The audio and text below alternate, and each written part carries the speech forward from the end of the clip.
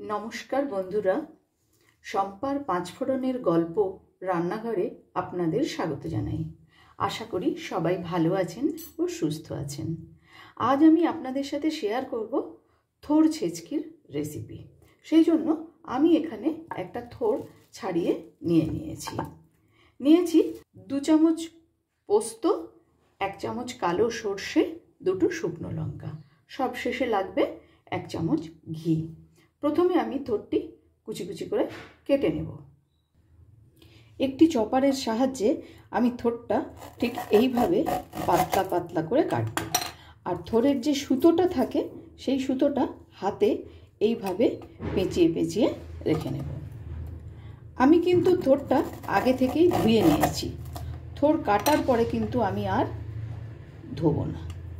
एइभावे सुतोटाके निये नेब एबं खूबই पातला करे सबगुलोके प्रथमे एरकम गोल गोल करे केटे नेब।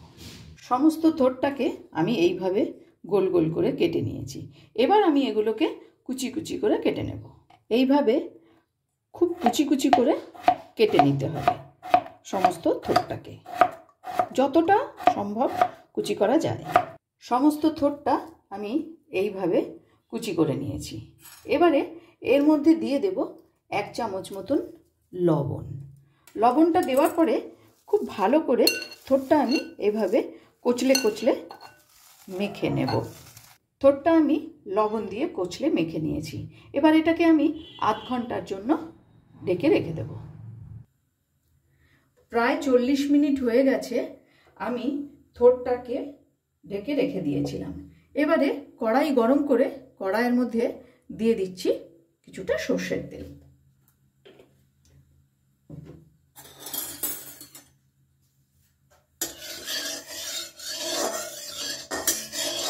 তেল গরম হয়ে গেছে, তেলের মধ্যে দিয়ে দিলাম 2টো শুকনো লঙ্কা আর দিলাম 1 চামচ কালো সরষে। ভালো করে সরষেটা চমকে যাওয়া পর্যন্ত একটু অপেক্ষা করব। এবারে লবণ দিয়ে মেখে রাখা থোড়টা আমি তেলের মধ্যে দিয়ে দিচ্ছি।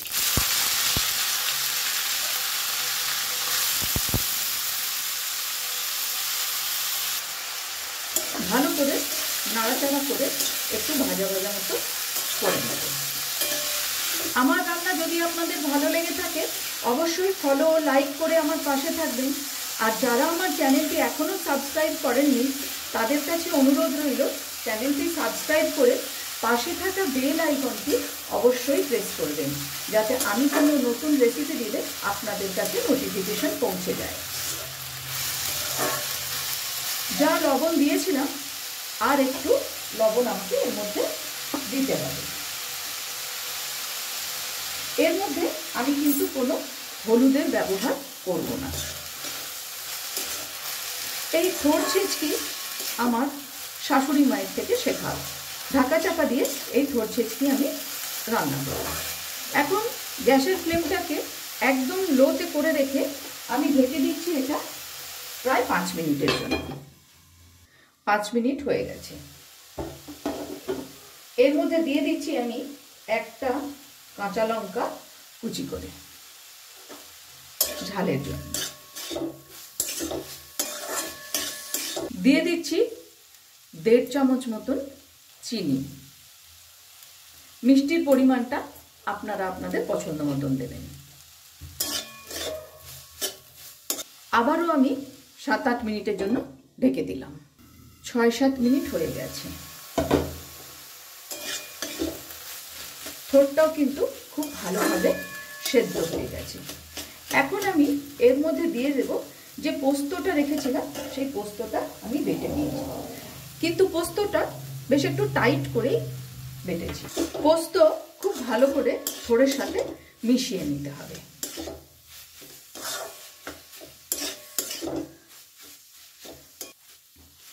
আমরা অনেকভাবেই থোড় বানিয়ে থাকি, একবার এইভাবে বানিয়ে দেখতে পারেন। আবার মিনিট খানিকের জন্য আমি ঢেকে দিলাম। এইভাবেই ঢাকা চাপা দিয়ে এই থোড় ছেচকি রান্না করব। 1 মিনিট মতন হয়ে গেছে। এবারে আমি গ্যাসের ফ্লেমটাকে মিডিয়ামে রেখে আর একটু নাড়াচাড়া করে নেব। এটা আরেকটু শুকনো শুকনো করে নিচ্ছি।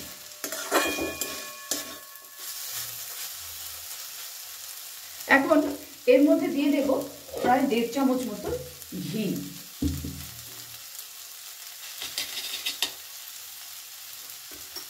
ঘি দিয়েও কিন্তু খুব ভালো করে আমি মিশিয়ে নেব থোড়ের সাথে।